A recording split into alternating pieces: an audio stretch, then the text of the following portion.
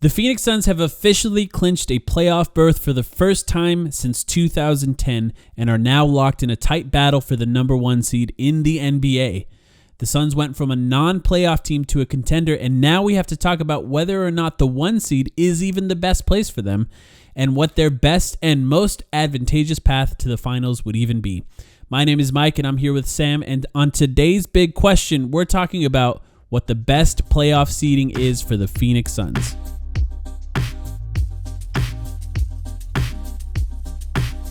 All right, Sam, first thing I want to talk about is I don't want to get too far ahead of ourselves as people who are rooting for the Suns here, in that the Suns really need to make it out of the first round more than anything else. Obviously, I want to talk about what the best path is for them to make it to the finals, but the West is, of course, a bloodbath. Every team is good, and this year in particular, there are some really good teams who have been missing some players that might be against the Suns in the first round, potentially, right?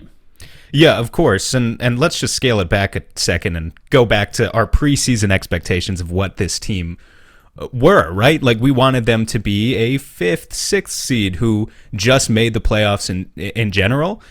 So very happy to be where we are. But understanding that, although we do want the Suns to make a deep playoff run, go to the Western Conference Finals, go to the finals, getting out of the first round, it's baby steps, especially with the youth and inexperience overall on this team, understanding that you're going to have guys like from Devin Booker to DeAndre Ayton, Mikal Bridges playing heavy minutes in their first playoffs ever. You can't take any opponent for granted in the Western Conference, especially with some of the teams that are down there. Say you go up against a talent as great as Steph Curry or Damian Lillard in the first round, which is entirely possible the way things are shaping up. Again, like, the Suns should be heavy favorites against anyone they play. Obviously, they've had a great regular season, but you got to take care of business in the first round first. Yeah. There's 3 races in the Western Conference that I see. The race for the top seeds, which is the Suns, the Jazz, and the Clippers. That's basically them. And then there's sort of a race in the middle there. That is the Nuggets, the Mavericks, the Lakers, and the Trailblazers, where any of those 4 teams can finish in essentially any order there. Now, the Nuggets are probably ahead of those guys, and the Mavericks, Lakers, and Trailblazers are almost tied at this point. They basically have the same record. And then there's the final race, which is essentially the rest of the teams that would be in the play-in, which is the Warriors, the Grizzlies, the Spurs, and then the Trailblazers are included in that mix there, although they can move up depending on how the rest of the season goes. And it's a particularly weird season where if the Suns end up in the 1st or the 2nd seed, which it seems like they're going to play against a team that's in the Playin Tournament. Now, the Playin Tournament, this is the first time it's ever going to happen the way it happened. There was a play-in game last year that allowed the Trailblazers to make the playoffs over the Memphis Grizzlies. But this year it's a little different, and I just wanted to briefly explain that for people that don't understand the way it works. In this specific Playin Tournament, the 7th and the 8th seed will play in order to get the 7th seed. So whoever wins that game gets the 7th seed. And then the loser of that game will play against the winner of the 9th and the 10th seed, who play against each other. And then the winner of those 2 games ends up going to the 8th seed. So if the Suns end up, the basic way to look at it is if the Suns end up in the 1st overall seed, they're going to play either the 7th or the 8th seed. If the Suns end up in the 2nd overall seed for the Western Conference, they're going to play any one of the 7th, 8th, 9th, or 10th seeds. So it's a weird thing where the Suns actually won't even know who they're ending up playing until that entire tournament is over. But it could be as simple as the winner of the 7th and 8th seed if the Suns remain as the number 1 seed. Does this play-in tournament change at all how you view what the Suns should want in playoff seeding? No, not particularly. Like I said, the Suns are a strong enough team to take care of business against anyone 7 through 10. Briefly, I just want to say I like the play-in tournament a lot. I know, like, some people have been rallying against it recently, most notably LeBron, because he might be in it. But I think it's a really good compromise. And the fact that if you're a 7 or 8 seed, you have to drop 2 games in a row to actually fall out. And if you're a 9 or 10 seed, you have to win 2 games in a row. It seems pretty fair to me. Like, if you actually look at the way that the tournament is conducted, I think it spices things up in the playoffs. It makes things interesting. But at the same time, it's not like the MLB wildcard game. It's not just tossing anyone out after a full body of work immediately after one loss, you know? Yeah, I like it too. I think it's a good way to do it, and exactly for the reasons that you said. The 7th and 8th seed do have an advantage over the 9th and 10th seed, and that does help clarify things a little bit if the Suns end up as a number 1 overall seed.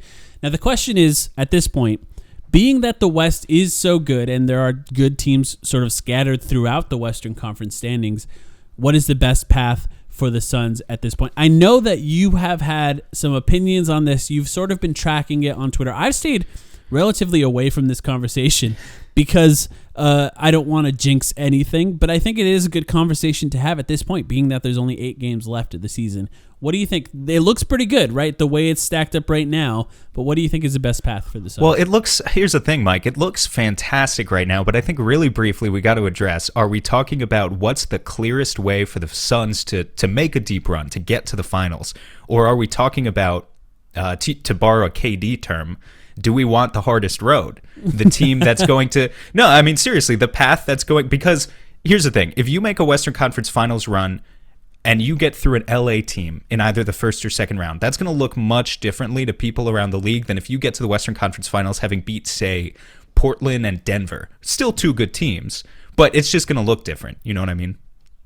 Yeah, I don't care about the hardest road. So if we don't care about if we don't care about the hardest road, if we don't care about how the talking heads are going to talk about this team, you just want to make the deepest run, then the most important thing, there are 2 important things. One is really that the LA teams match up against each other in the first round. And currently they do. The Clippers are the 3rd seed, the Lakers are the 6th seed. Now the only other important thing, and the reason I say that I think should be obvious, it's because the LA teams are really good. The Lakers have amazing top tier talent, assuming both LeBron and AD are healthy. The Clippers, we talked about it on our podcast before, have a terrific half-court offense because they have those elite superstars at the top, but they also have just a really well-built team. They've got good perimeter defense. They've got lights-out shooters at every position. So those are the teams you want to avoid. 1, you want those 2 to play each other in the first round, but 2, you want to be on the opposite side of the bracket from them so that you wouldn't have to play the winner of those 2 teams until the Western Conference Finals. So if the Suns finish in the 1 seed, where they currently are, you want Clippers 3, Lakers 6, which is exactly how it's stacked up as of today. So much can change. If the Suns fall to 2, which is still very possible given that the Jazz have a slightly easier schedule until the end of the season, then suddenly, in order to avoid an LA matchup in the second round, you want Lakers to rise to 5 and the Clippers to fall to 4, both totally possible and plausible scenarios for that to happen as well. So those are your 2 best paths. If you're really just, trying to make the finals, only having to beat a team, or at least trying to make the Western Conference Finals, only having to beat teams of the caliber of Utah, or not even Utah, sorry, like Denver and Dallas, teams like that.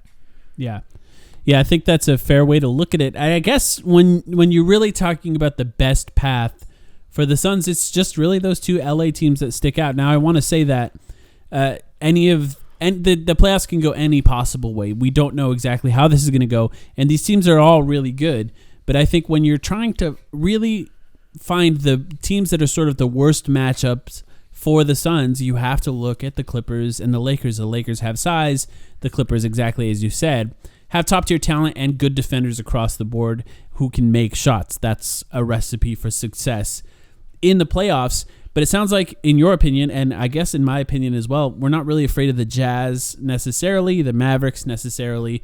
I think the Nuggets are a weird one. They don't have Jamal Murray anymore, but they still can be relatively scary if they're sort of clicking on all cylinders like they appear to be right now, 8-2 in their last 10 games. So what do you think about the Nuggets? 17-4, I think, in their last 21. I mean, they're great. And Utah could beat you in a 7-game series. Denver could beat you in a 7-game series. Any of these teams could beat you. It's not like you can fall asleep against any of them, you know what I mean? But it's just they don't have the top-tier talent that scares you. Right. Jokic is the MVP, but you know what I mean? You really need 2 superstars. That's and the so goal, these LA teams, they're just built different. Like, that's really the only way I can put it. Like, there's just an element to them that strikes fear in the heart of their opponents in a playoff setting, not a regular season setting. Unlike we've seen, I mean, the Suns have matched up against a team like Utah well in the regular season. That doesn't mean they'd be favorites in a 7-game series necessarily, especially if you have to play on the road in Salt Lake 4 times. But yeah, it's really just about avoiding those big markets.